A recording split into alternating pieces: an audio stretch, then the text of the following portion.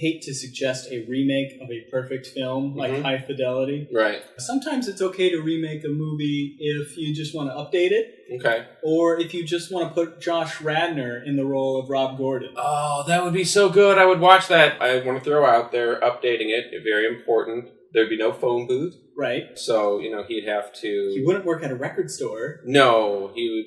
I don't know. Actually, I was thinking, instead of trying to sell CDs at that concert, he'd be trying to direct people to iTunes, handing out business cards that says, this song available on iTunes. But yeah, I don't know. He wouldn't work at a record store. Dude, are there music shops at all anymore? No. Poor Rob, he's now unemployed. Yeah, poor Rob.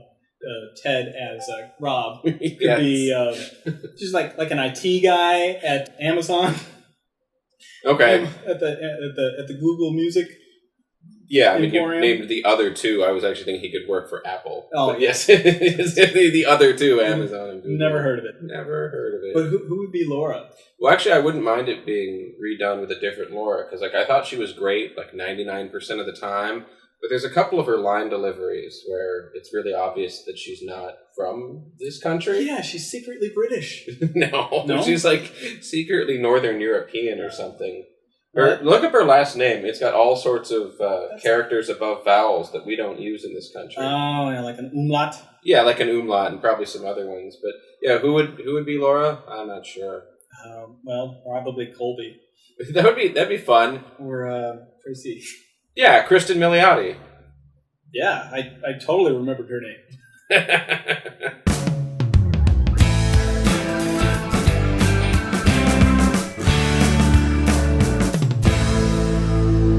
This is it. It's HIMYM Superfans. Hey, Chris Venezia. Hello, James Hamilton. And hello, Mother fans. This is the show where we wrap up the first season of the CBS comedy How I Met Your Mother. And James, this is the last time this season that we have an opportunity to ruin the show for our fans. The mother's dead. Well, I'm glad you just seized the moment. By ruin it, we mean we're going to spoil plot points for the entire series.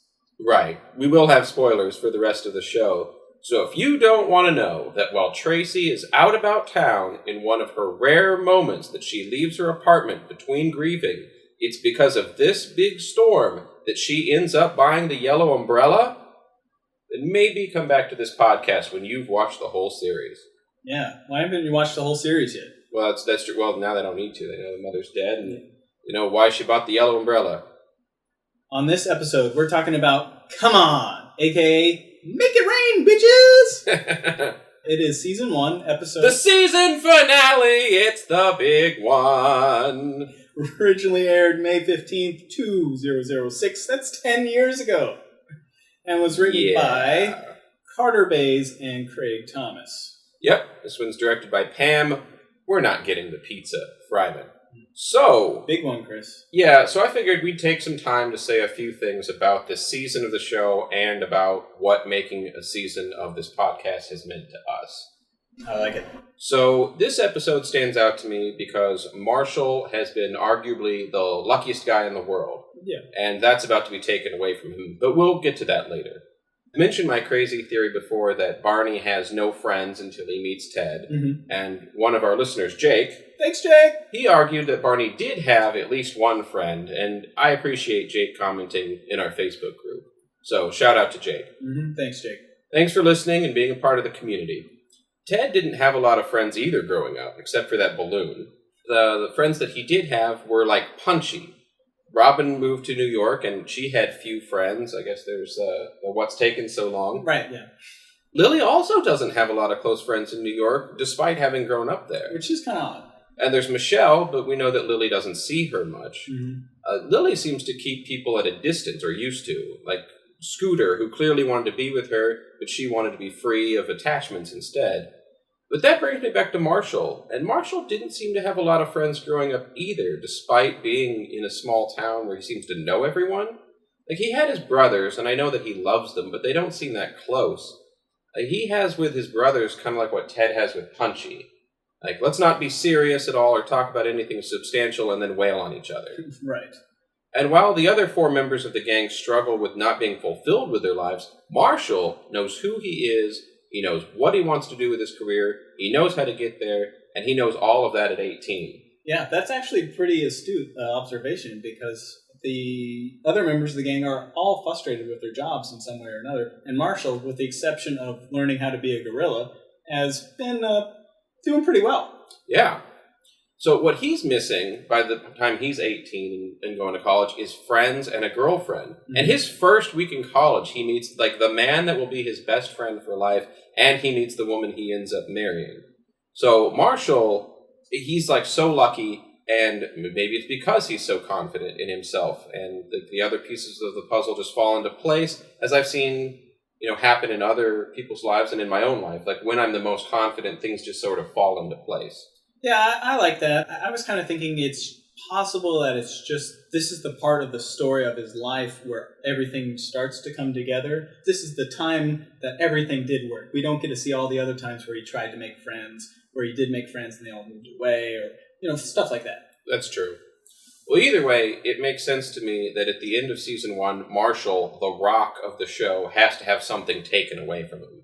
He's too confident, everything would be going too well otherwise. So while this episode is sad, I think it needed to happen. And also, they get back together in 7 episodes, into season 2. So the audience only needed to freak out about this for 6 months. Right. It is a good evolution for the Marshall character.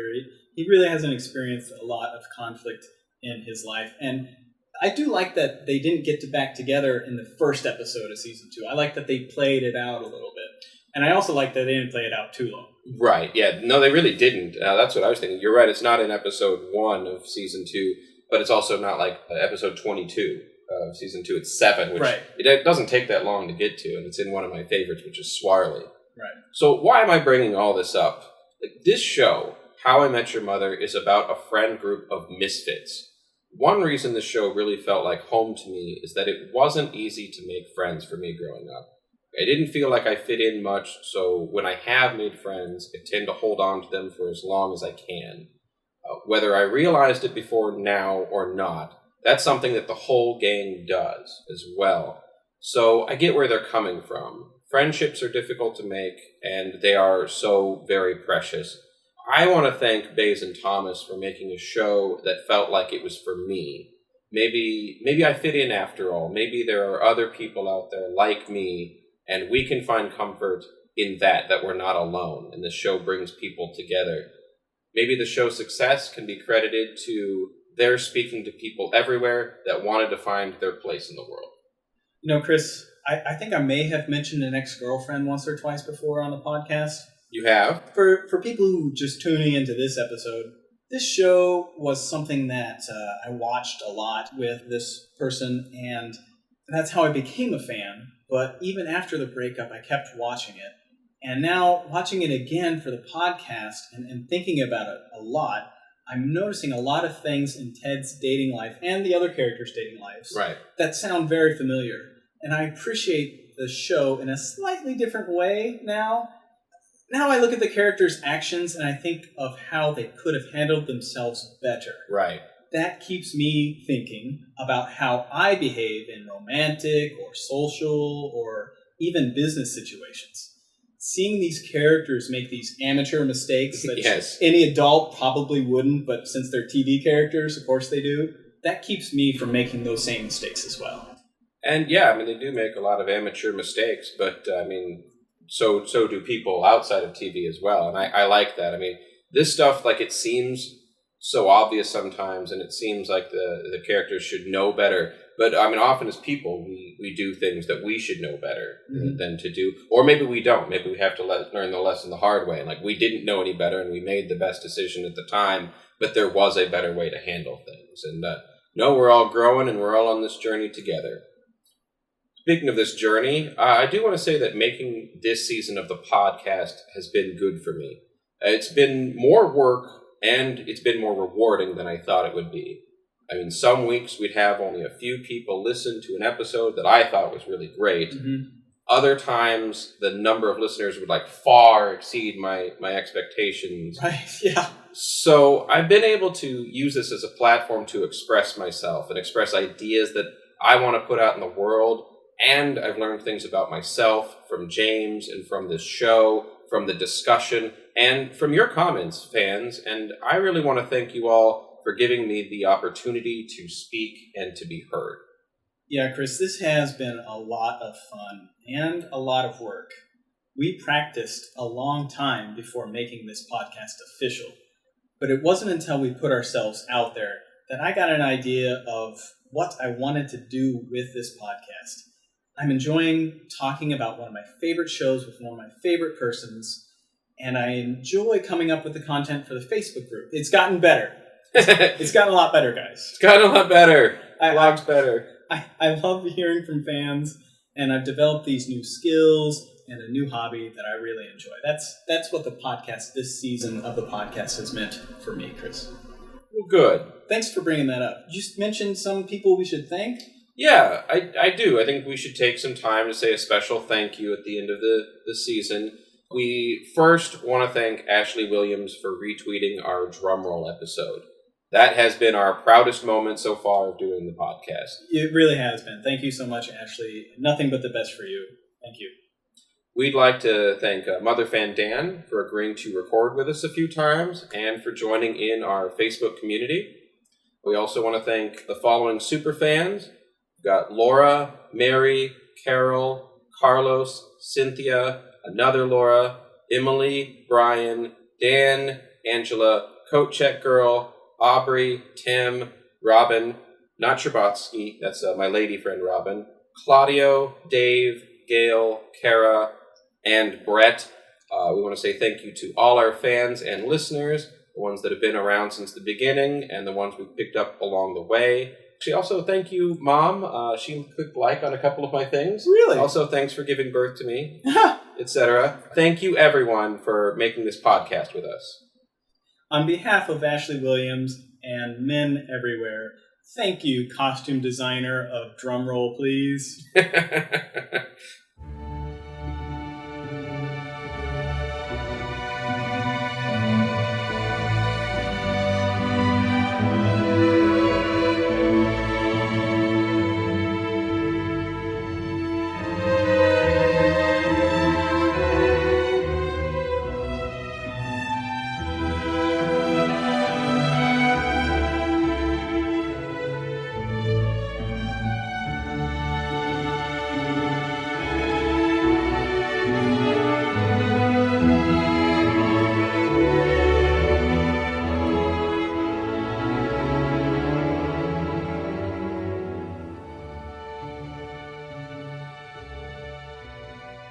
So, Chris, the last one.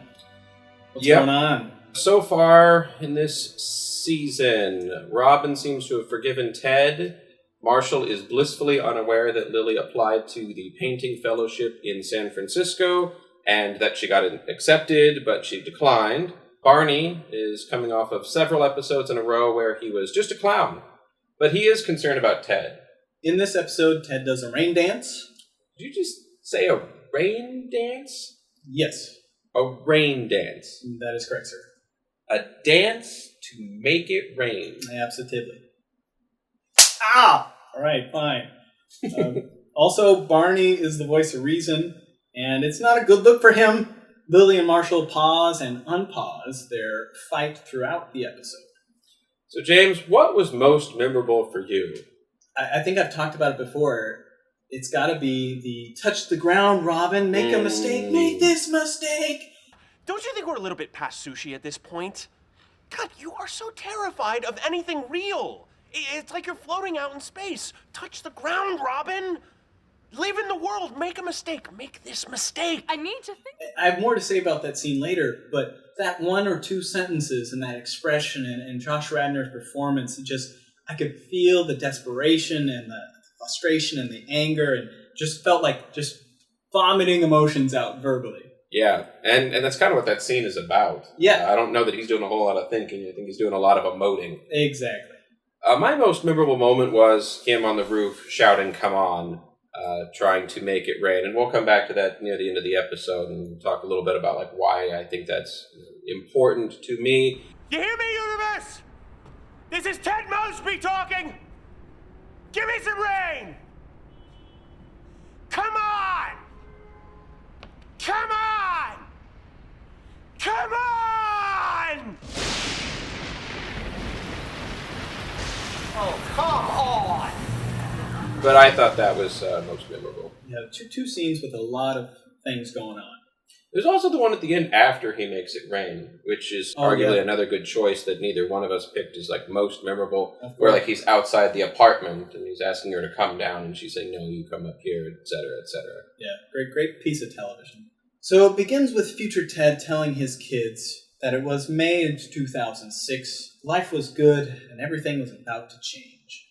Right. The gang, minus Robin, is at McLaren's in the normal booth, and Ted asks, "What do you think?" But we don't get to hear what the question was. They just jumped into this. Right. If we had watched the episode before this and then watched this episode right away, it would make perfect sense. Any fan would be able to figure out that Ted's talking about, what about Robin? I'm going to date Robin again. Is that okay? No, it's not. But, no, there's a pause, and Barney asks, "Robin again?" And Barney sounds exhausted from Ted's continued pursuit of Robin. So here's where we get to hear about the universe as a character for the show. I'm a little disappointed that the universe doesn't come up more in the show. It's like a forgotten character, almost, in my opinion. But we do get it at the end of season 1. Yeah. It's part of the magic of season 1, that the universe helps Ted out. And we'll come back to the universe near the end of the episode. Barney says that the universe does not want Ted and Robin to be together, and not to mess with the universe. He says the universe will slap him. And instead, Barney actually slaps Ted and then says, "It wasn't me, it was the universe." Right. And there will be more Ted and Barney slapping later in the episode. Future Ted says that the universe was working on something at that moment. And we cut to Vampire Lou, who's not in his vampire outfit. I guess he's just Lou at that point. Doing the weather for Metro News 1. Apparently it's going to rain, which means that the Metro News 1 camping trip is going to be canceled. And Sandy Rivers, he likes it when you say his full name, is sad because he is hoping to have sex with Robin on the camping trip. What do you think of tent sex? To me, that sounds really, really I guess I would try anything once. But I'd totally do it. Yeah. Anyway. So the rhythmic give and take of their improvised banter at the end of their news segment, it's really got Sandy's freak juice flowing. Yeah, and I love that. Like, he smiles after he says it, and I'm not sure if he's being flirty or genuine. Yeah, he sort of leans back in his chair. He's like, "Yeah, I just said freak juice." Huh? Yeah. So back at the bar, Ted tells the rest of the gang that he's going to do one more big, stupid, romantic gesture. Then that's it. If she says no, then he'll be done forever. And he does try to stick to that briefly, but we'll get back there in a bit. Yeah. Barney suggests waiting naked in her apartment wearing whipped cream undies. Sounds a little bit like the Naked Man. In fact, that's what I thought he was going to go with. Mm-hmm. I guess he wouldn't technically be naked because he's got his junk covered in whipped cream. Right, I guess. No, he's not technically naked. Is that called the Whipped Cream Man? I don't know. It doesn't have the same ring to it. Anyway, Lily slaps Barney to end his story and says that was the universe. Good use of the universe. Right. Ted has this plan. He reminds the group of the blue French horn that he stole for their date when they went to that bistro in Brooklyn in the pilot episode. Yeah, and I love Barney's expression here while Ted is talking. I mean, seriously, go back and give it a watch. I don't know if he's salty about getting slapped by Lily, or if he hates hearing the blue French horn story again, or a combination of the two has him in a funk, but he looks extra pissed. Ted is basically going to do the blue French horn thing, but times 4. Yes. It's a string quartet. So this starts the comedy of this scene where Ted is in Robin's apartment, because a lot of the rest of it is more serious than funny. The running joke here is that Ted promised them pizza, and the leader of the quartet will not drop it. And I'm amused that, paying them to be there isn't enough, that Ted had to sweeten the deal with a pizza somehow. I mean, I refuse to believe that they're playing solely for a pizza. These are professionals. So it's got to be money and a pizza. I mean, either way, the head of the quartet is convinced that they're not getting the pizza. Interesting note, we don't find out if they get the pizza or not. It's possible that he pissed Ted off enough that Ted's like, you know what, screw you. Fuck you. It's interesting to hear you say that, because I always assumed that they were just working for the pizza, for one pizza. and it kind of bothered me, but I accepted it as a joke that Ted would offer to pay a quartet of professional musicians with a single pizza. Yeah, and I don't know, this is like a professional quartet that has blue instruments. Yes. Like, it's really nichey. They should be charging a lot more, not a lot less. Right. Than a pizza. I don't know. So Robin forgets her key and calls Lily for the spare key that she's given to her. Back at the apartment, just then, Marshall comes home and plays a message on the answering machine, which, look it up, kids. Which is about Lily's painting fellowship. Lily quickly tells Robin to knock on the door so she can get off the phone and talk to Marshall. Right. And I feel extra bad for Marshall here because he comes in and he's got like a content smile on his face. Not like a big one, but like a nice smile on his face. Like he had a good day. Yeah. Now he's happy to be home and spend time with the woman he loves. Yeah. What was the rest of his day like?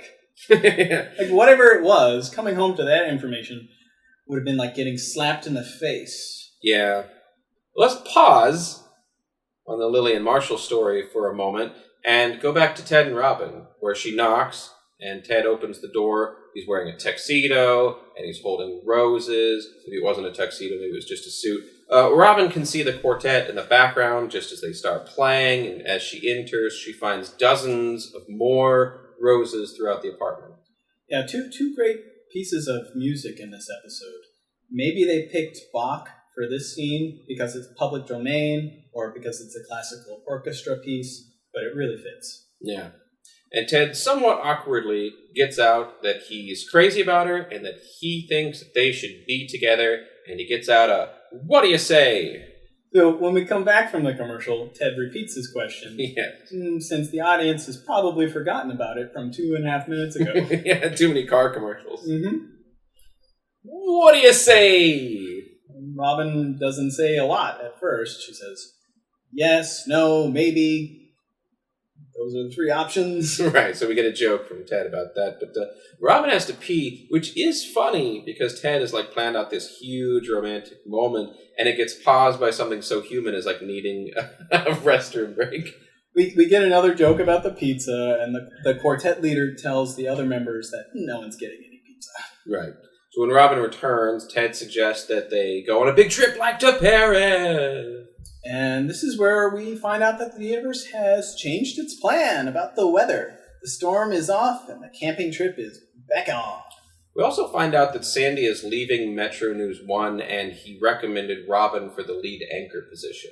Yes, and this convinces Robin that Sandy might not be so bad after all, and agrees to dinner with him. It sounds like she's looking forward to the camping trip with him. And I do like Robin's expression here when Sandy is talking about leaving. She didn't know he was going to announce that, and she's looking to someone, like maybe off camera, maybe a producer, like, is this a joke? Mm-hmm. And then she remembers that she's on the air, and that she's supposed to know everything that's happening at all times, and she smiles again like she knew. Yeah, I like that moment. And I also liked Sandy mentioning that he is going to miss reading the paper to everyone in the morning. Right, the Yosemite Sandy. Yeah. French Sandy. So this throws a monkey wrench into things for Ted. He almost had it here until he gets distracted and jealous of Sandy. He quickly forgets that he's making a grand romantic gesture and starts grilling Robin on her contact with Sandy. It makes him come off as extremely possessive and paranoid.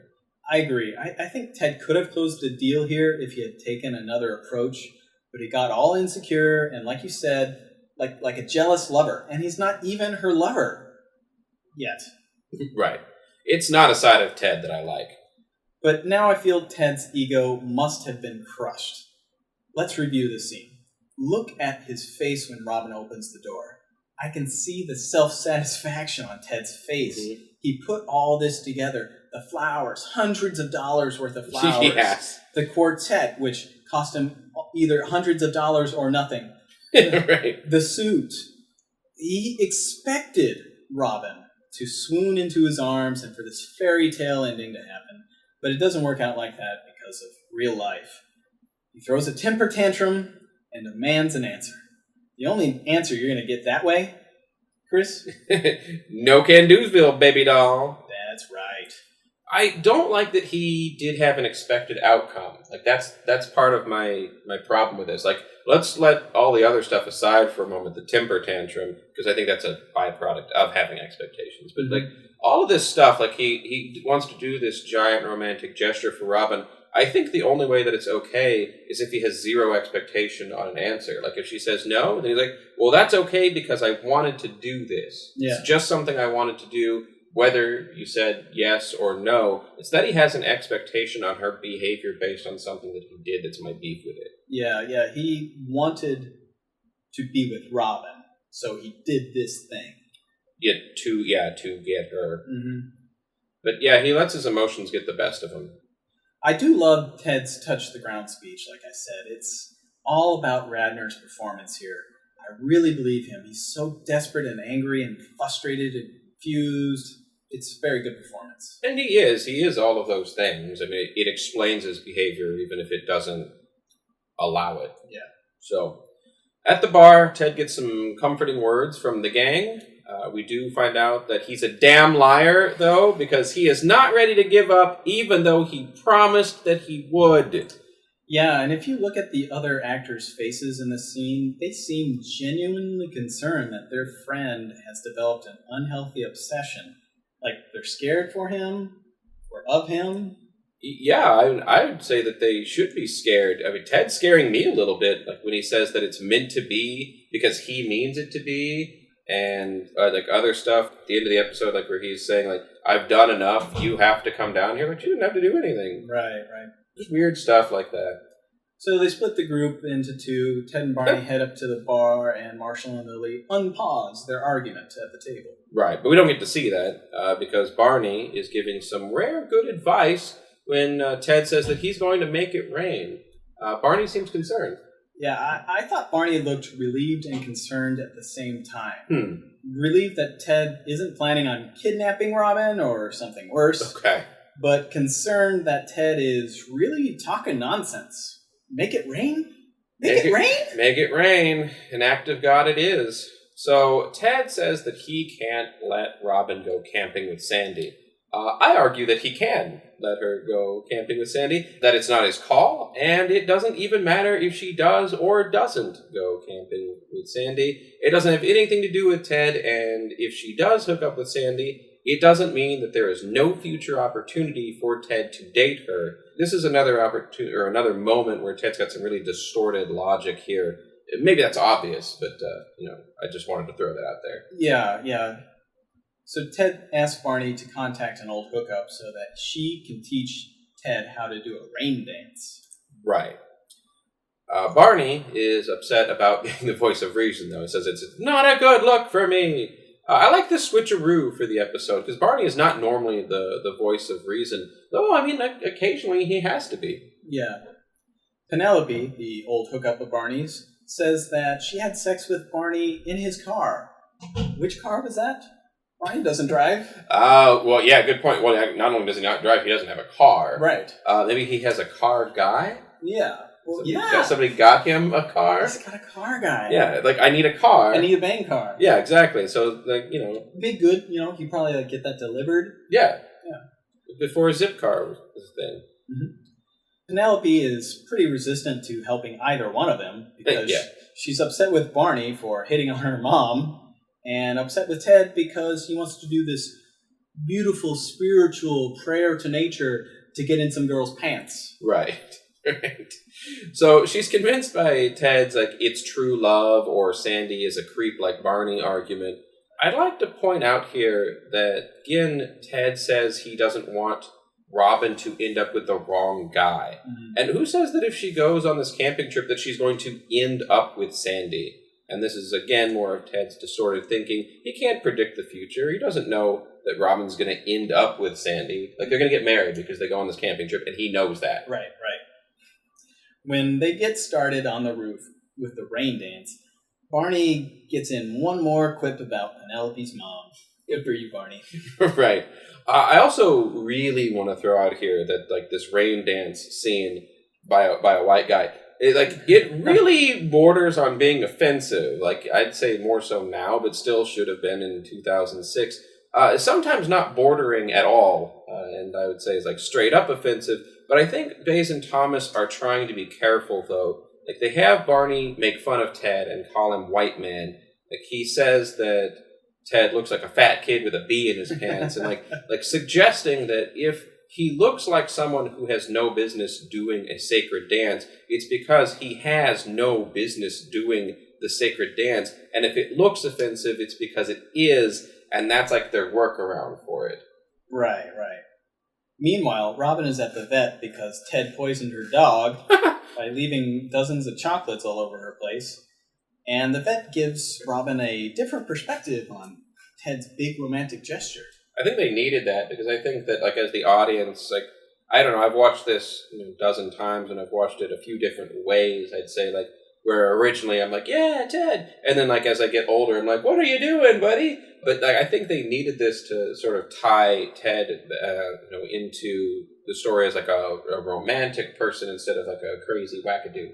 Right, and it is the only scene between Robin make this mistake and Robin come down here. Oh, yeah. So it's our only story opportunity to show Robin changing her mind.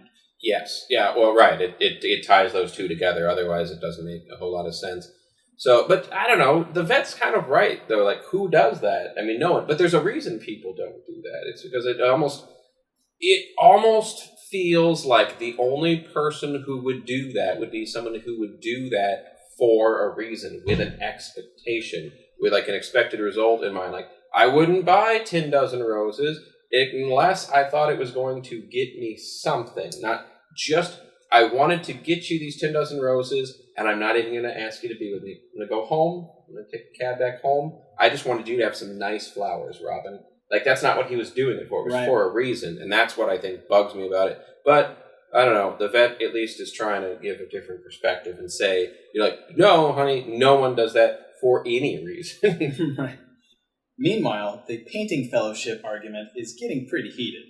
I actually tried to pay close attention and follow their arguments, but it sounds like they are just like angrily venting at each other and accusing the other of saying things, doing things that they didn't do, like sort of like projecting the future. If you feel this way now, then maybe later on you'll leave me. Like, don't know that. It's not a logical thought process at all. Right. That is not a logical argument at all. That is pure fear. Kind of, yes, and fear, and that's why that's happening. Mm-hmm. But like, it's kind of like Ted. Like, if Robin goes on this trip, then she's going to marry Sandy. Mm-hmm. And Marshall's like, if you have these doubts now, then you're going to leave me, in 5 years. Yeah. And arguably she never does again. It's like, if I leave the house, I might get hit by a car. Right. It's you ridiculous. Might, but yes, it's not a logical jump. Mm-hmm. So, Chris, I was speaking about how this show has forced me to sort of think of social situations and how I would do them differently. Yeah. So here's how Lily and Marshall should have solved their problem in less than 5 minutes. Okay. Lily says, hey, there's this great opportunity for me. I applied as a goof. I didn't tell you because I didn't think I'd get in, but it's very important to me. Marshall, okay, what's up? Lily, there's this painting fellowship in San Francisco that I'd be really good for. Marshall, that's great. I'm happy for you, but I won't be able to get much time off work, and it'll be hard for me to come visit. Lily, that's not all. The fellowship, the dates conflict with the wedding. Marshall, I see. Well, there are many, many possible solutions to this problem. Would you like to have a conversation where we decide on one together? Lily jumps on Marshall, starts humping him. Yeah, I think Marshall reacting a little differently probably could have led to that, because a lot of that Lily stuff is mostly the same as what actually happened. Mm-hmm. She's saying, like, I applied, but I didn't think I'd get in. I was never going to take it. I was never going to take it. And she does jump on him and start humping him. So, yeah, I think it's Marshall reacting a little differently might have had a different outcome. Mm-hmm. But we'll never know. They pause the argument to make a joke and get in their product placement for the episode. I do like, though, while at Red Lobster, they cry through like a happy birthday song. There's people in the background doing the happy birthday song. If there's anything funnier than people crying while eating, it's crying while eating and wearing a bib. Yep. It got a little lobster on it. A little red lobster. So as we begin Act 4, Ted is still rain dancing on the roof like a white jackass. Yeah, so Barney counts down the seconds until it stops being funny, and then it starts being sad. I thought that was funny.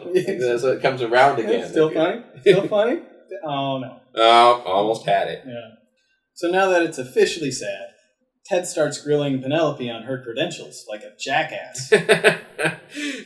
But this is another sign of Ted's massively inflated ego here. Like, he begs Barney and Penelope to help him, and then they do, and then when it's not working for like a moment, he starts lashing out at Penelope, and he should feel like a jackass. Yeah, he does.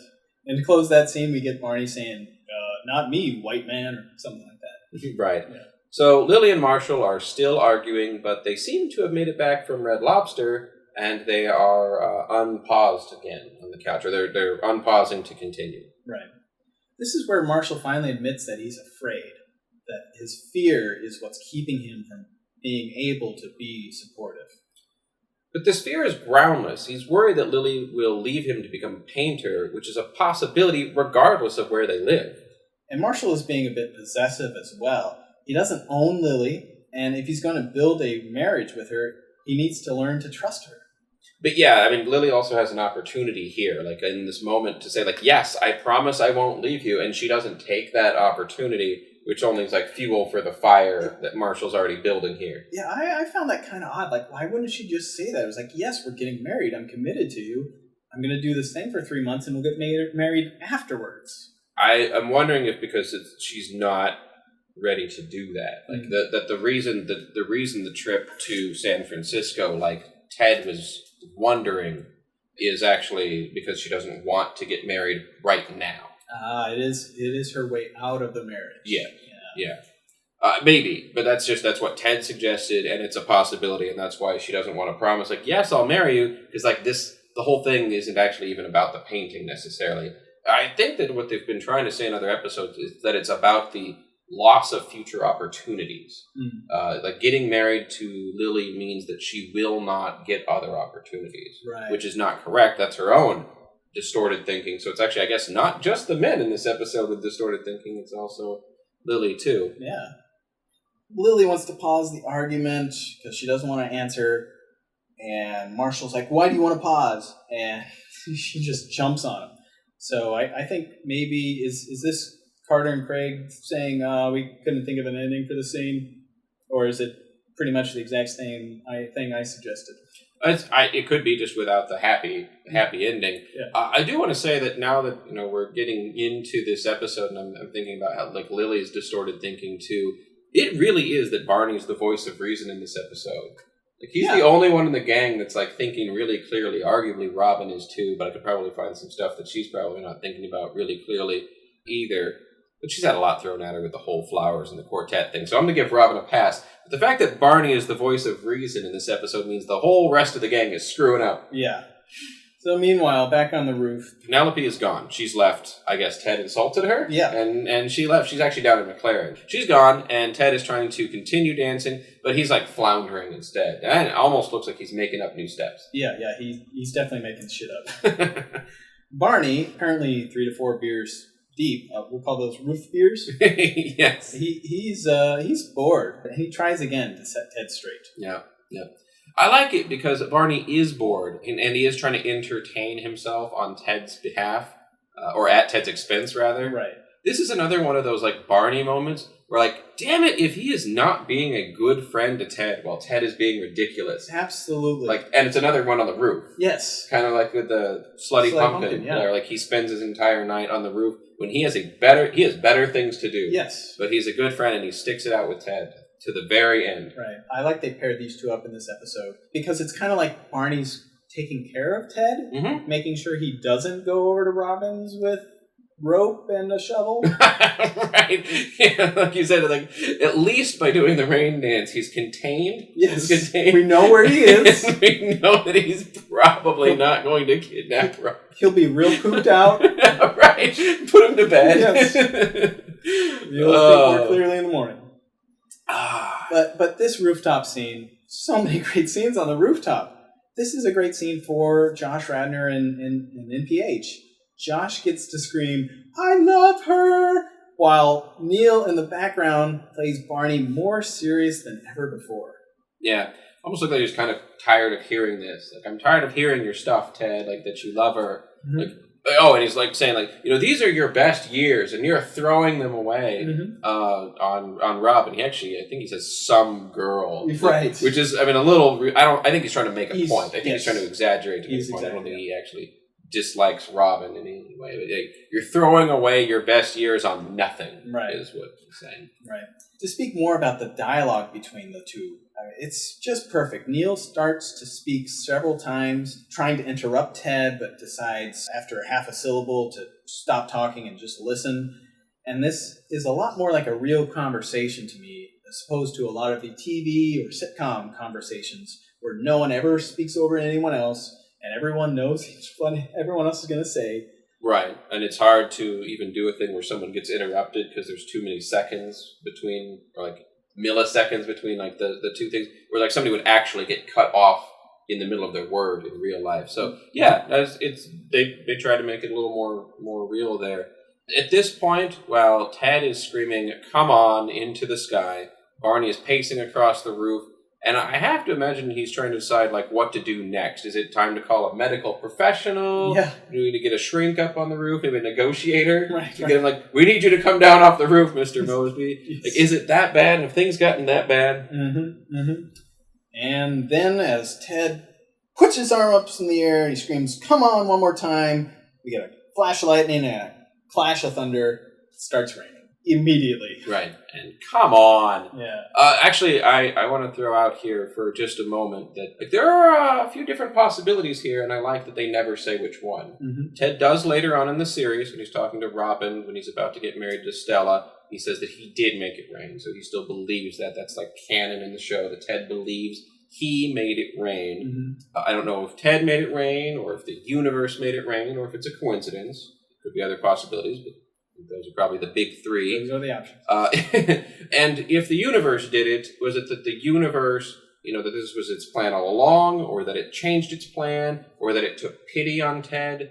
I don't really know, but all of those options are interesting to me, with the universe as a character. That like Ted would be like screaming at the sky, like he needs this. And my favorite, for me personally, is that the universe took pity on him. Mm. This was not the universe's plan. It was going to send the storm out to the ocean. It was going to do something different. But this is what Ted wanted. If he wants it that bad, then I guess we'll give it to him, even though there maybe was a better plan that was on the horizon. But let's give him what he wants. Right. Give him what he wants so that he knows that it won't work. Right.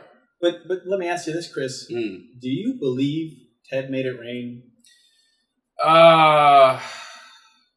No, I don't believe that a person can make it rain. No? No, I mean, like scientifically, I can't wrap my mind around that.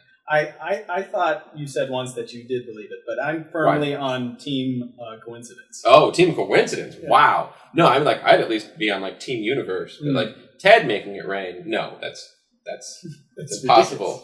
Right? The universe is a big place. Right. I don't know. I'm sure at one time I did think that Ted made it rain, or that's what I wanted it to be. But I don't know. Right now, I wouldn't. Coincidence is too much of a coincidence. At least for the show, it's not about that. The show is about magic and wonderment.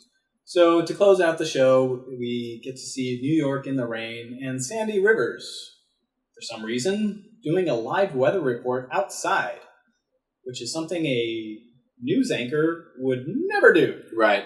Yep, that one doesn't make any sense. So they're calling shenanigans? Shenanigans! We get to hear the second great piece of music in this episode, which is This Modern Love by Block Party. It's one I've listened to many times. It became one of my favorites after this.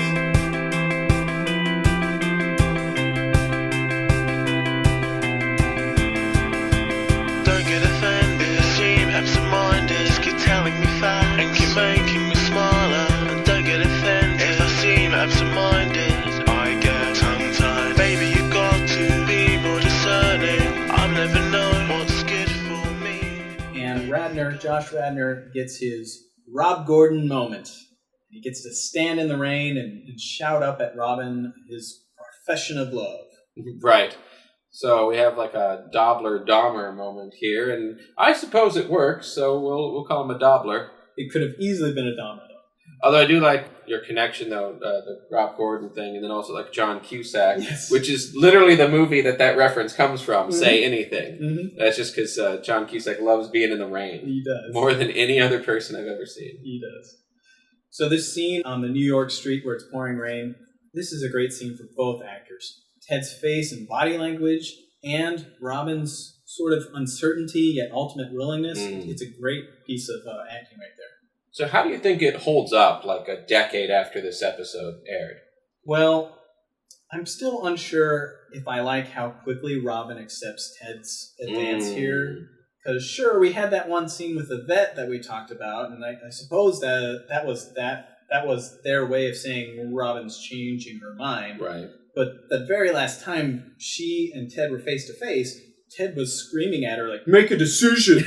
Like, come on. Oh, right, and he's still, like I said, being weird. Yeah. I alluded to this earlier, like where he's like I've done my part. You have to come down here. It's like, well, one, you haven't done enough, Ted. There's never a point where like you've done enough that you've earned something. And two, like, no, she doesn't have to come down there. I mean, I guess he goes up there and he realizes that partway through. Mm-hmm. He's like, no, I guess I will go up there. But it's just a weird writing, weird moment. I kind of liked it because it's a moment where Ted has, this entire episode, he's been chasing Robin. And in this moment, he says, I've chased you this far. I've literally changed the weather. I've come to Brooklyn, which was very inconvenient. To take the especially F-train. the rain. To take the F train and all the way to B-Town. Yes. And I'm standing outside. You have to come down. I've done everything. You have to come down. I think it's sort of his way of his final test. If you come down, then you agree. Then it will have been enough. And it doesn't matter that he actually does come up to the door because she opens the door first. I was going to. Right. Yeah. So the season has come full circle. The season started with Lily and Marshall getting engaged, and in the last scene here, Marshall has the ring back, and they've broken up. Yeah. So it's a beautiful season finale. Definitely getting viewers to tune in for next season because you just broke up the couple. Right, yeah, the couple that's not supposed to ever be broken up. And you just got Ted together with Robin, and you told us in the pilot she's not the mother. So what the crap are you doing? What the F, dudes? so yeah, the audience is definitely going to want to tune in to season 2. Mm-hmm, mm-hmm. And just a nice touching moment with Ted and Marshall. That's the last image on screen. Yeah. They're best bros. Like, what would you do if your best bro, you showed up after a night of ridiculously fun sex? Right, crazy monkey style. And just you're high on so many endorphins, you're in love, and your best friend is holding a ring. Right. Shit. Well, the good news is that Ted's already been rained on a lot that day and a half, so like he can just sit out there in the rain. Like his clothes are already soaked. Yeah, he's already Cusacked. Right, but he gets to be there for Marshall, and next season he's going to get to be there a lot for him too, as Marshall copes with being single for the first time in a long time. Yeah. So speaking of season 2, Chris, is it special announcement time? Yeah. So are we announcing that we have an announcement? No, we made that announcement. Oh, are you sure though? Because I think that we are now announcing that we're going to have an announcement. Stop saying announcement. Announcement. So Chris and I discussed it with our spiritual leaders, Rob Gordon and Chester Cheetah, and we are going to do a season 2. What? Yay! Us! So some of you have asked for it, and we are going to go ahead and do a season 2. So thank you so much for listening to season 1. Stay tuned to the Facebook page for more info about season 2. It's coming soon.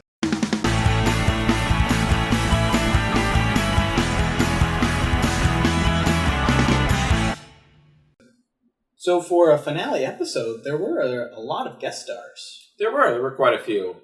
Alexis Denisov as Sandy Rivers. He does like when you say his full name. Mm-hmm. We've got Amy Acker as Penelope, and we've got Robert Michael Morris as Vampire Lou. Or Lou the Weatherman. Yeah, who's just Lou today. Same man. Susie Ford is the vet. Puts her hand inside the dog. Mm-hmm. And Mark Gagliardi as the quartet leader, who really wants that pizza. Yeah, I hope he never got it. Yeah. A little, I don't know, he seems smug. Yeah. So this is the only use of New York Red Lobster. Yeah.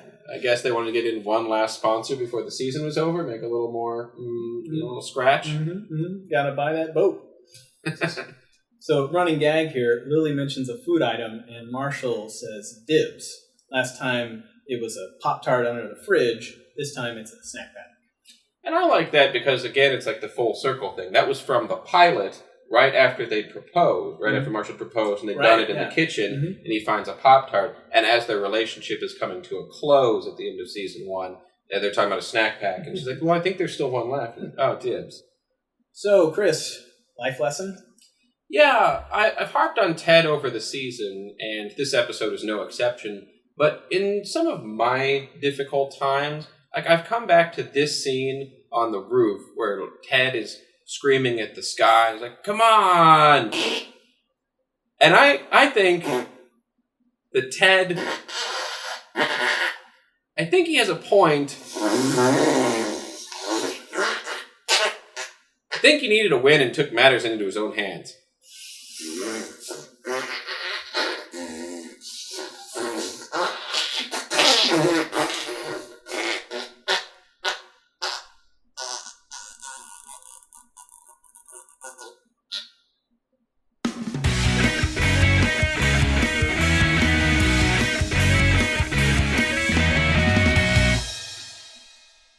I mean, that's how we should end that. I think that's how we end the season. It's from the show. All right. So that's it for this one, folks. How did you feel about this episode? You can tweet your thoughts at me at HIMYM_James. And each week, James and I get so much out of discussing the episode. We really enjoy doing this, and we hope you enjoy it, and we hope you share it.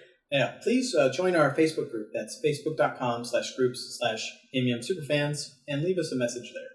And if you like the show, the best way to help us out is to give us a 5-star rating on iTunes. You don't have to write a review. You just write about another season 1 finale that you love. And give us that 5 stars. It really helps us with getting discovered and helps us grow our audience so we can keep making the show. Thanks, everyone. Have a good night. Come on!